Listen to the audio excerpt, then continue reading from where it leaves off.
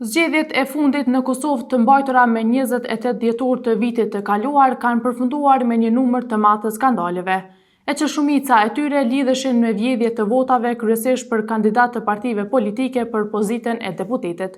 Komisioni qendror i zgjedhjeve pati marrë vendim që votat për kandidatë të rinumërohen në shumë prej komunave të Kosovës. E pas këtij rinumërimi, në pa doli fakti se kandidatë për deputet në fakt kishin manipuluar me votat e tyre në forma të ndryshme, duke arritur kështu numrin e votave që kishin siguruar realisht. Pas rinumërimit, shumë deputetëve ju haqen një numër i madh i votave.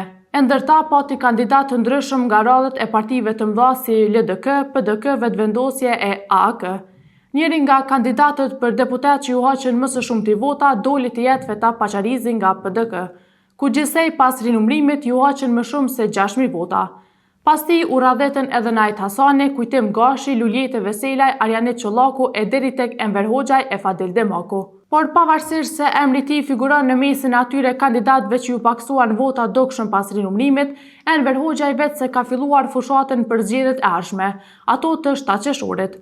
Ani pse drejtuesit e këtyre partive politike thanin se do të përkujdesen që persona të tillë të mos jenë më në listat kandiduese. Numri i votave për kandidat pati rënë dukshëm edhe në LDK, e më së shumti tek Xhavet Uka dhe Driton Selmanaj e Anton Çuni. Këtë situata qëndronte edhe tek Vetëvendosja që dikur thirreshin në mosvjedhje të votave. Arbi Rexhaj është kandidati që i ran më së shumti votat pas rinumërimit, kurse në AAK renditja nisi nga Besnik Krasniqi, Tringa Morina e Burim Ramadani. E liderët e partive dënonin ashpër këto manipulime që ishin bërë në proces zgjedhor.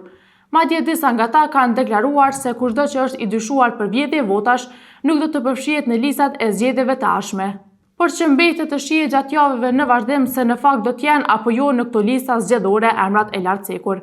Duke parë numrin e madh të manipulimeve e vjedhjeve të votave rreth kësaj çështje pati folur edhe ish-kryetaria e KQZ-s Valdete Daka, e cila ka theksuar se deri më tani manipulimet me vjedhje të votave në zgjedhjet e fundit janë të përmasave të papara ndonjëherë.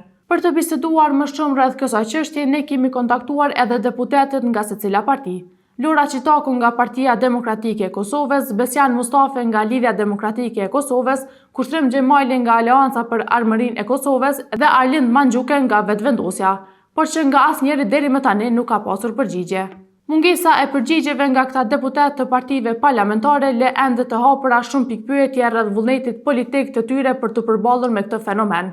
Pasi në një kohë kur besimi i qytetarëve në procesin zgjedhor është i lëkundur, transparenca dhe llogaridhënia mbeten thelbësore për rikthimin e besimit dhe kredibilitetit institucional. Dhe sa do t'i mbajë premtimet për përjashtimin e kandidatëve të dyshuar për vjedhje në praktik, mbetet të shihet në prag të zgjedhjeve të 7 qershorit.